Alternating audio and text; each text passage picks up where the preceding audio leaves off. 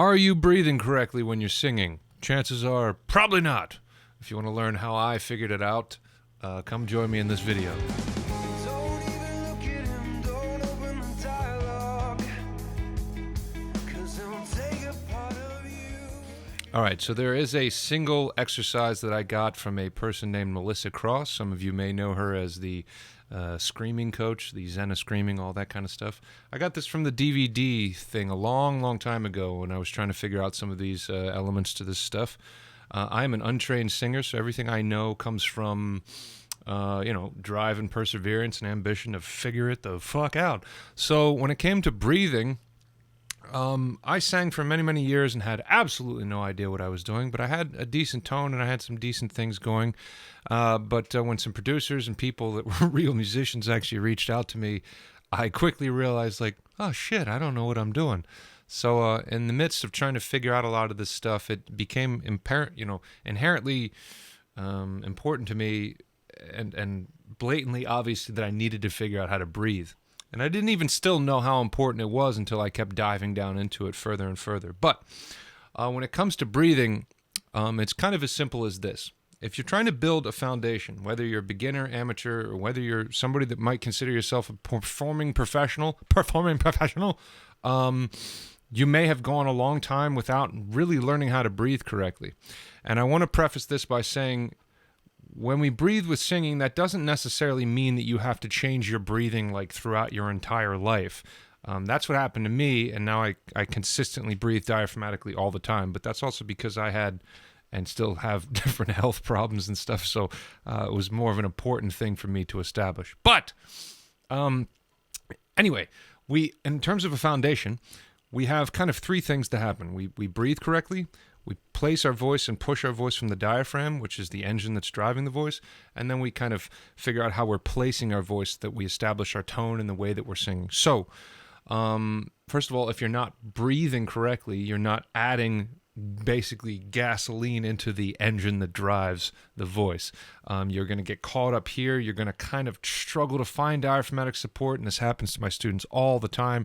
Over the course of years, sometimes people will come to me and still not get their breathing down, and then they'll still struggle to push into the diaphragm and everything like that. You cannot really access diaphragmatic support if you're not breathing and putting air down there to push up.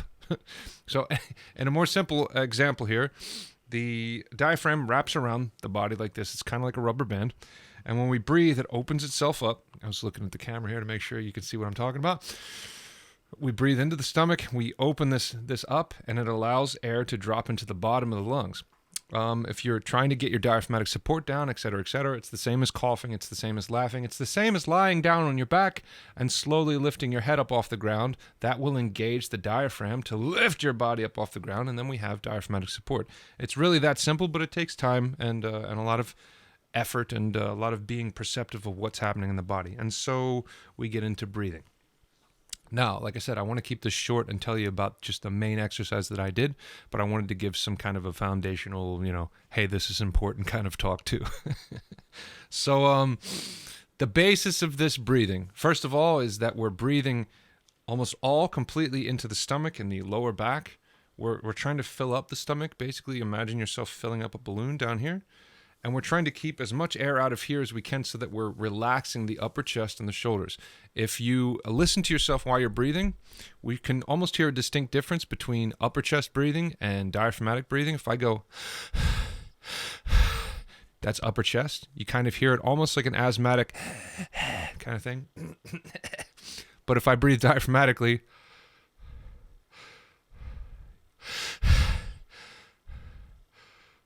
hear that difference? So I can hear those things all the time when I'm working with students. But you can also hear that in some of your favorite singers and the records and stuff. If you hear people, listen to Muse, for example, you'll hear him sound like he's dying between each phrase that he sings. And that's not a dig against him. It's just some people, singing differently. Who knows? Anyway, so we're trying to fill up the stomach, basically. We're trying to expand the stomach with our breath. We're not pushing the stomach out. We are not doing anything weird and forcing anything. It's not a contrived, like, push the stomach out. It's not a weird fucking thing where people are always like, I keep my stomach tight. Somebody told me to keep... No, why? My stomach's tight right now. Nothing is happening. Nothing is changing. So it's not that. It's literally relaxing yourself.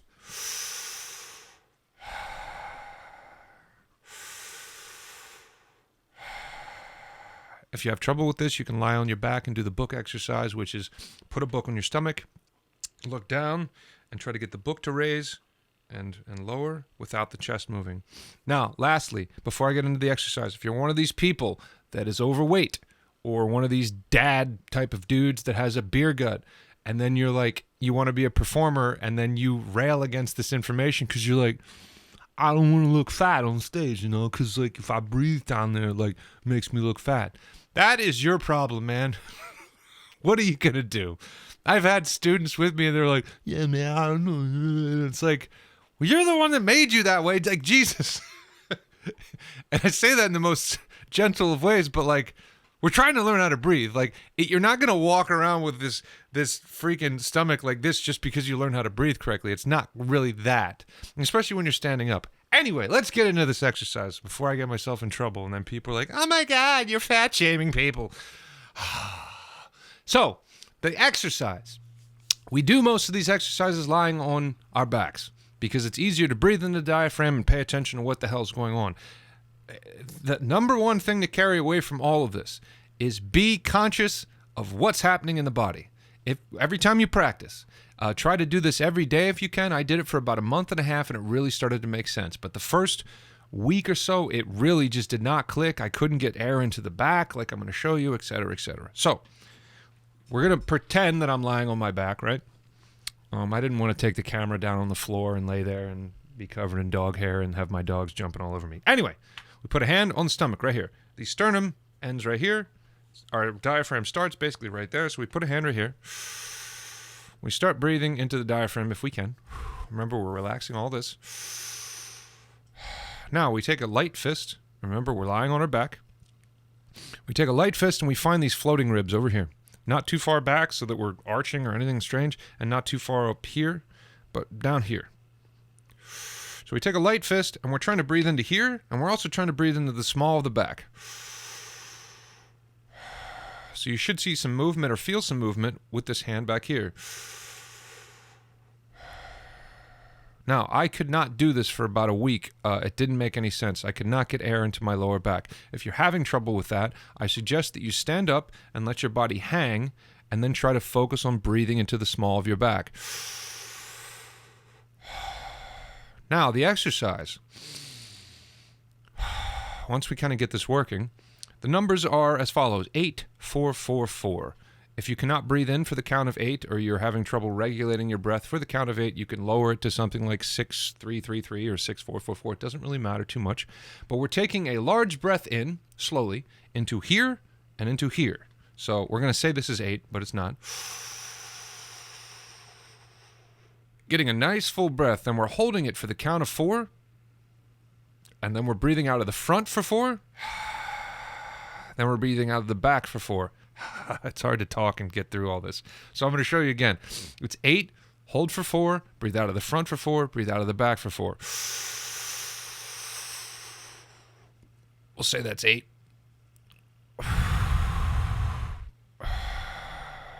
You can almost, if you can really hear me through this mic, you can almost hear the difference between the way that kind of sounds coming out of my body, et cetera, et cetera. Now, the important thing about this is not that you completely forever have it down, perfectly utilize both sets of musculature on stage or whatever. It's so that you become very conscious of how it feels to breathe like this.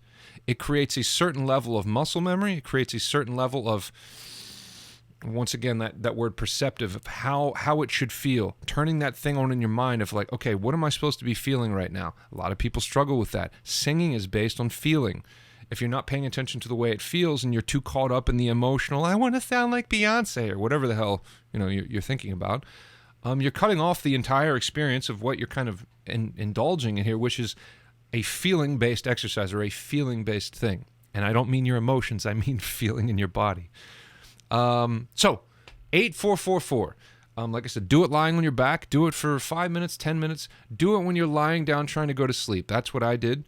And At first, I couldn't separate the two. Like I said, it took about a week, and then I finally started being able to separate the two. But the important thing, again, being that I started to really pay attention to the way breathing felt, and I really started to be able to tell the difference between these parts of my body and what the diaphragm feels like, et cetera, et cetera. So that's the exercise. I hope that it helps a little bit. If you have any questions or anything, hit me up. Remember, I teach on Patreon as well. I give exclusive content over there, and I always usually extend these lessons. There's not too much more I can say about this, but if you are then trying to tie this to diaphragmatic support, I've put out videos on diaphragmatic support and what that feels like. A quick little thing for that would be then, if you're filling up there, then put a forcible exhale on it, just like a cough or a laugh, and put that forcible H and exhale in there, and then try to put it into a note, and you will have found yourself some diaphragmatic support. Hey, hey, hey! Diaphragmatic support. All right. Thanks, everybody.